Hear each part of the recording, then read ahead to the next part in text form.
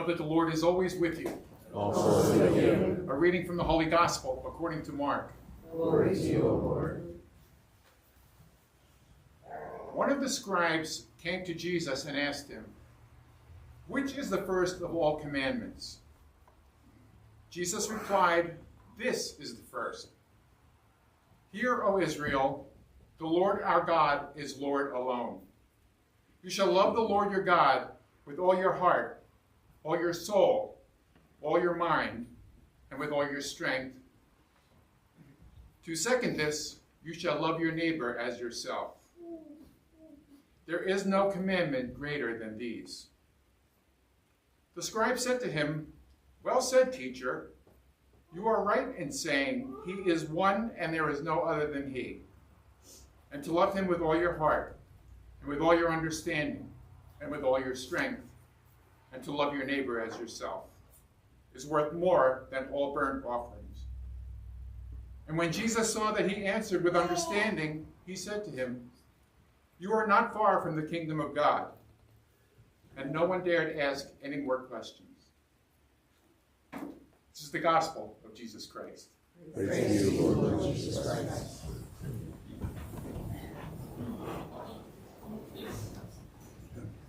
Throughout history, there's been a number of people that we would call geniuses. Now, a genius, the Greeks would call a genius would be somebody that would access to the divine, from the human to the divine. There was a dimension, there was something inside of them that seemed to almost supersede the human mind or the limitations of being human. You know, certainly when we look at people like Michelangelo, and you think of the Pietà, you look at that thing and it's like, how could anybody possibly take a slab of marble and carve the Pietà or the statue of David? Or if you look at the Sistine Chapel, when you look at this guy on his back painting all these frescoes, it's just as boggles the mind that a human being would be able to do that. It's just so talented. And it's interesting, I was looking at this like Leonardo da Vinci, another genius, another man way ahead of his time. He only had completed 15 paintings in his lifetime. He would get so into so many different ideas that he'd be painting something and stop and do something else, and then he never completed another masterpiece. He would have had maybe 30, but he was focusing on another 40 at the same time. Look at someone like Einstein, right? I mean, Einstein had a way of looking at math and equations and the speed of light and be able to look at things in a way that the average person wouldn't even be able to come close to, and yet he was able to actually calculate it in terms of a mathematical equation. And again, kind of interesting that energy equals the speed of light times mass, that the idea that there's a mathematical equation in the universe is mind-boggling in terms of the organization and the structure of the universe. Like there's something going on here beyond ourselves. And then you have Picasso and, just brilliant people called geniuses. And a genius is somebody that would get you to look at things in a different way, get you to expand your mind and your thinking. And would it be safe to say that Jesus was a genius? He might not have been the smartest guy in the world, but genius isn't about intellectual capacity. Genius is about the ability to have insight and to look at things in a brand new way that impacts and changes our lives. Now, when you look at this Jesus genius, I mean, we could focus on Jesus with walking on water, raising people from the dead, multiplying the loaves and fishes, and all these things. And I really think that a lot of times focusing on this divine nature, the supernatural, really kind of like, we can't relate to that, right? I mean, has anybody walked on water or, no. So it's sort of like, it's just such not a part of our experience. Where if we look at the humanity of Jesus and we look at what this guy said and what he was presenting in terms of a vision of reality, could we say that this genius in Jesus is what touches and access the divine? What it does, it helps us to understand, what does it mean to be transcendent? What does it mean to rise above our human tendencies and to elevate to a higher level of being that we are all capable of? We're not walking on water. We're not doing mathematical equations like Einstein. I don't care how much time you spend with Michelangelo, you're not going to sculpt out the Pieta. But with Jesus and what he's calling us to and his genius is something that we're capable of. It's something within us that is available to us. Now, when you look at throughout history, I was watching, I had mentioned a couple weeks ago, there's a series on CNN narrated by Liam Neeson, The Pope, the Most Powerful Man in History. Has anybody heard of that or seen that? We have that on DVD. One of these days we'll have to play it. It's really a fantastic thing. It goes through the history of the papacy. And what's amazing is, when you look at, here's Jesus 2,000 years ago saying, love your neighbor as yourself. Love the Lord your God with your whole heart, mind, and soul. And love your neighbor as yourself. To forgive, to have compassion, to seek to understand, like in that St. Francis Peace Prayer. To seek otherness, where like there is that tendency to be like, what about, let it all be about me, right? So that we all have that ability. We all have that ability to be egocentric or self-absorbed, right? Look at it from our point of view, but we also have the ability to come out of ourselves and not focus on oneself, but on you. I love the acronym for family, F-A-M-I-L-Y. Family. Forget about me, I love you. So what makes a family great is if all family members could be thinking about everybody else in their family, right? So what could make Good Shepherd great as a family is forget about me, I love you. To ask ourselves that question. That's what it's all about. Family.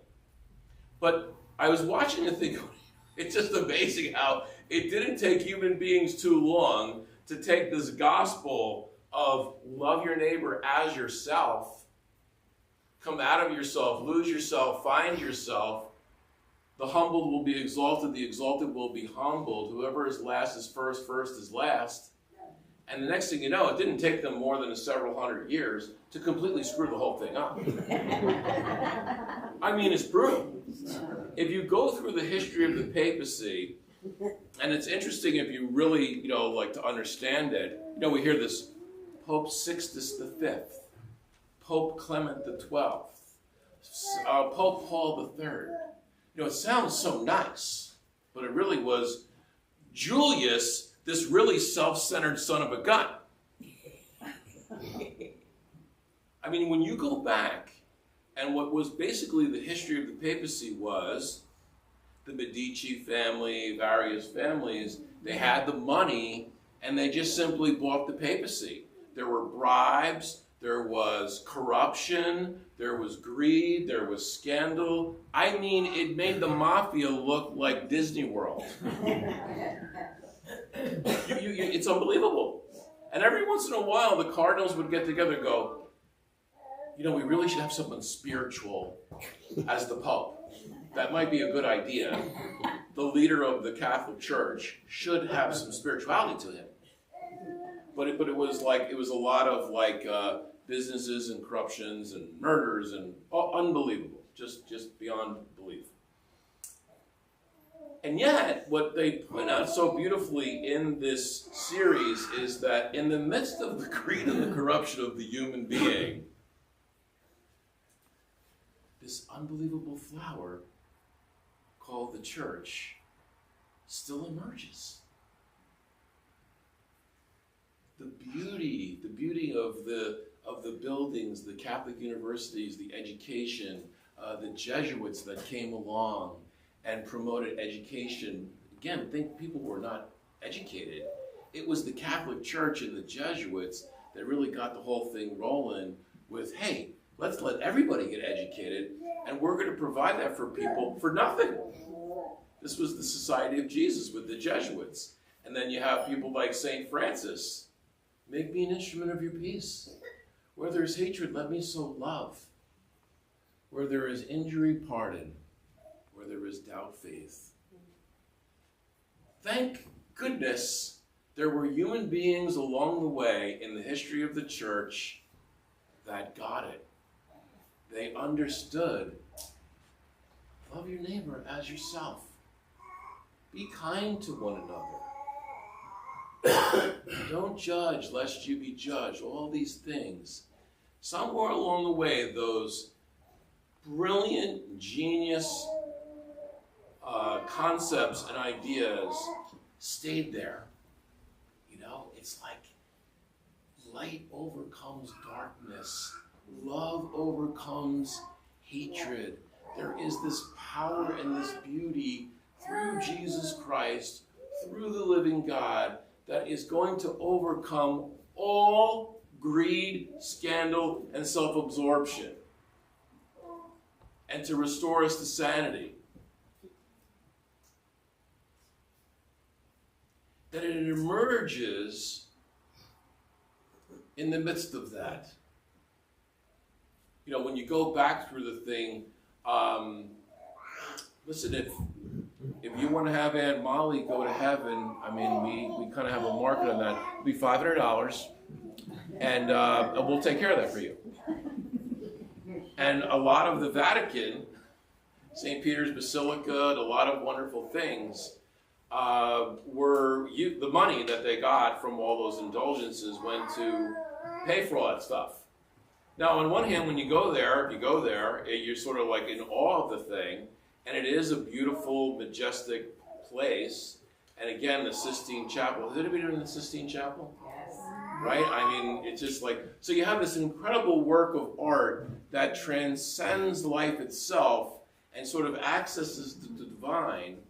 And yet, in the midst of it, there was this human corruption and greed and all these things, you know? So, when I think of ourselves as human beings, here at Good Shepherd, right? I mean, we always say that. We're human beings trying to understand what it means to be human. And I really think that the way of understanding the divine and to understand transcendence is not through some supernatural miracle, but that it has this ability to take each one of us right here and make us more than we could be, to be more loving, to be more compassionate, to tune into the sacredness of life all around us. Please, today, the beauty of today, like yesterday, I'm like, it doesn't get any better. The colors, the sunshine, the green, I mean, you want to be able to stop and say to yourself, wow. You ever stop and ask yourself, why is there color? What is color? We don't walk around and everything being gray and drab.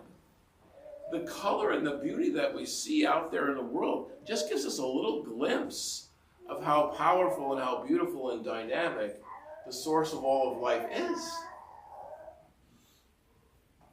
It's magnificent. And this power of love. And so here we are, we're dealing with the difficulty with Donna going through something. She's a bit of a private person, and but obviously a beautiful, loving soul. And we're going to wish her well, and certainly please everybody know that Donna's more than welcome to come back here anytime she wants to. You know what I mean? I don't know what she's going through, but we're human beings. And we struggle, and we try to understand what it is. But we need to understand something. this this Jesus, this genius that elevates us and calls us to be above and beyond ourselves, they refer to Jesus as the living Jesus. So after he is crucified, people experienced something living, something alive, something that touched their heart, that gave them a strength in their will, that gave them this ability beyond themselves to love and to heal.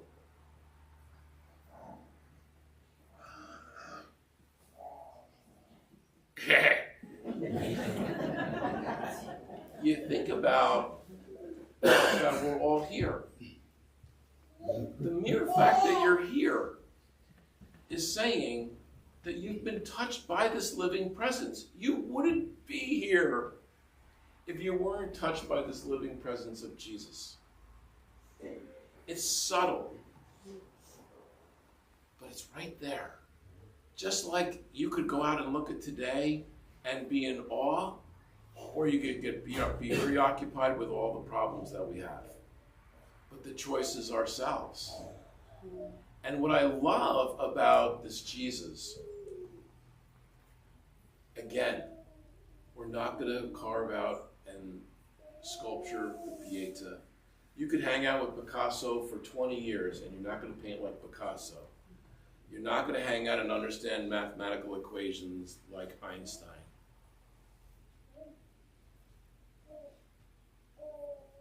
But if you hang out with Jesus, the genius of Jesus, what Jesus is offering to each one of us, that's something that we can integrate and incorporate into our being. We can become Christ-like. What Jesus offered in his genius is available to each one of us. And what he said to us is that when you live in that, when you live in that love, when you live in opening up to the sacredness of the divine that's in everything in our lives, in each other as we're here, when you can live in that, he says, you're living in this kingdom of heaven. Do you hear that? This is a reality that is available to us. Living in this kingdom, living in this state of being.